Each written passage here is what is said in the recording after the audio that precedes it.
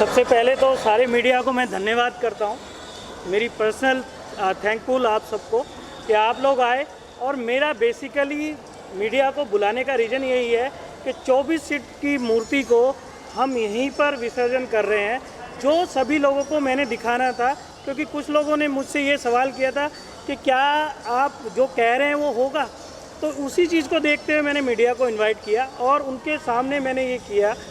रही बात, देखिए बप्पा खुद चल के यहाँ पे आए और इतना बड़ा रूप वो अपना बना के, जिस इंसान ने बनाया मैं उसकी क्या तारीफ़ करूं, क्योंकि वो कहने की ज़रूरत नहीं है मुझे।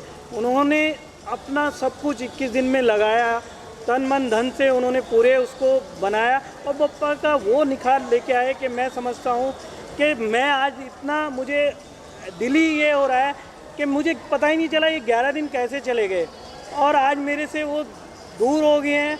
पर वो मेरे दिल में अब मुझे एहसास हो रहा है कि मैं वो सब बयान नहीं कर पा रहा हूँ और मैं चाहता हूँ कि हर बार वो इसी तरह से आए और एक अलग ही चीज़ वो निकल के आए कि बप्पा मुझे इतना आशीर्वाद दें कि मैं उस लायक बन सकूँ।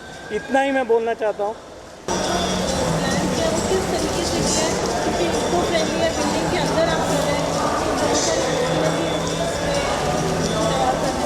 देखिए बहुत बड़ा टास्क था, पर बप्पा जहाँ बैठे हैं वो तो विघ्नहर्ता हैं।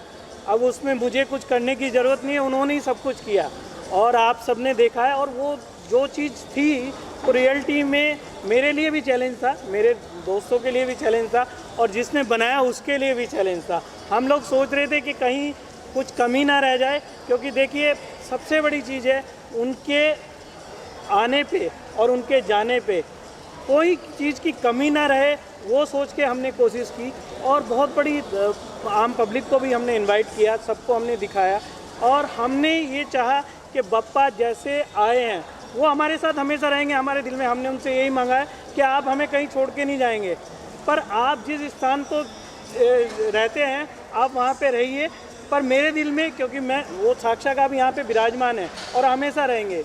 मैं हर साल उनको और उत्साह से लेके आऊँगा। इस बार हमने 24 फीट बनाया है, हो सकता है अगले वाले साल में हम इससे भी उनको और बड़ा बनाएं, ये उनकी इच्छा है। अगर वो चाहेंगे तो कोई भी कुछ नहीं कर, जब 21 दिन में इतने बड़े वो बन के आ सकते हैं तो आने वाला अब तो साल है हमारे पास, हम हर चीज़ सोच सकते हैं।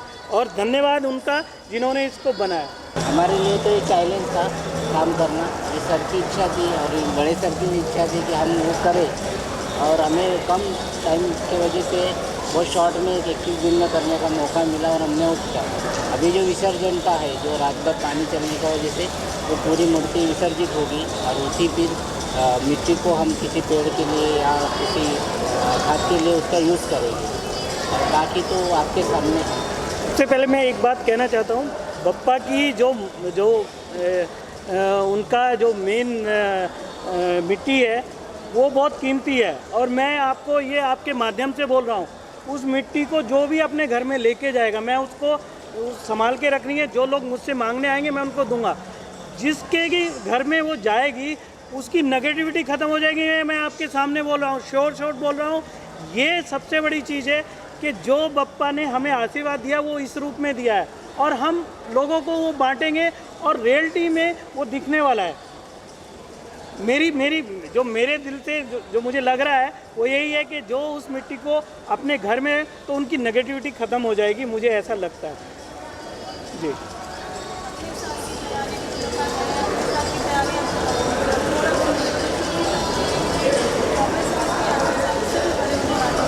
नहीं हो सकता है, अभी तो माता जी आ रही हैं और आप 15 दिन बाद आएंगे तो माता जी हम इको फ्रेंडली यहीं पे बना रहे हैं और उसके लिए हम पूरी तैयारी कर रहे हैं।